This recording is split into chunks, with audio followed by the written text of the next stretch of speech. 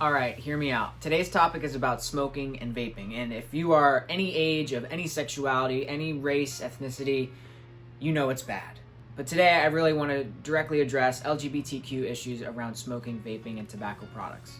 Here's the real reason that no one tells you why you shouldn't be using these things. It ages you quicker, your skin looks terrible, and you have bad breath. Oh, and not to mention, it's something that RuPaul would say, "Now sashay away," if she sees you smoking. You nasty. Now listen, I don't want this video to be me on a soapbox telling you to quit, because honestly, that's just not gonna work. End of story is, if you're gonna quit, you're gonna quit. Who's this internet stranger telling me to quit? I can help you become motivated or encouraged to quit and give you some more information on how to do it, but at the end of the day, it's up to you, so think about it. Hey guys, welcome to my channel. If it's your first time, my name is Jonathan Lucero McKinney, and I'm a physician assistant student, and I'm passionate about LGBTQ health. Each week I cover a topic as it relates to my studies in school, and then I do some additional research to see how it uniquely impacts our community in the LGBTQ community. So, as I stated, this week's topic is going to be about smoking, vaping, and tobacco-related products, and the publication that I chose this week is entitled "The Effects of Gender and Sexuality-Based Harassment on Lesbian, Gay, Bisexual, and Transgender Substance Abuse Disparities." It is written by Coulter and colleagues, and it is in the Journal of Adolescent Medicine. So listen, you've seen the terrible pictures of what smoking can do to your lungs, the bad things that it can do to your heart, your health, your everything. And I don't want to belabor all of those things. And this topic really hits home for me because my father passed away of a smoking-related cancer, and if I have any part in any of your lives to impact your decision to quit or provide you more information, then that would mean the world to me, and that's a win. I actually covered this topic in an article I wrote for Options Magazine. I will link that in the description if you want to read about it. And that's enough of me rambling on, so I just want to jump right into the publication. So this study was in high school students, and over 316,000 high school students were surveyed about their sexuality, their gender identity, and their substance use. To summarize the results of this data is that those who identified as LGBT were at much higher rates of vaping or smoking in these high school students.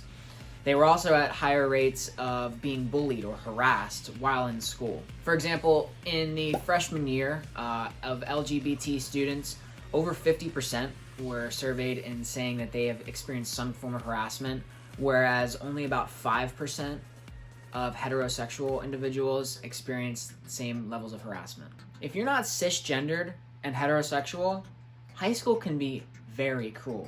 And I think that a lot of these statistics just kind of tell us what we already know.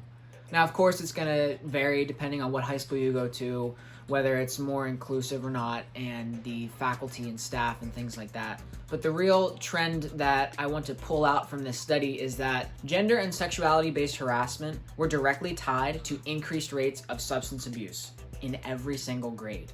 Now, because this was a surveyed study and not longitudinal, there's no way of telling if these individuals will go on to develop long-term addiction and substance abuse disorders. But I just encourage, if you're a teacher and you see bullying or harassment happening, step up.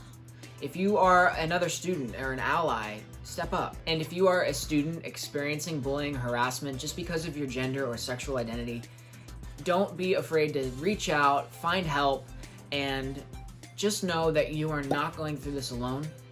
The worst thing you can do is cope with things that are going to impact your future health. Smoking, drinking, vaping, juuling, any of those things, they're not very good coping strategies. I encourage you to ask someone you know that's older and who smokes.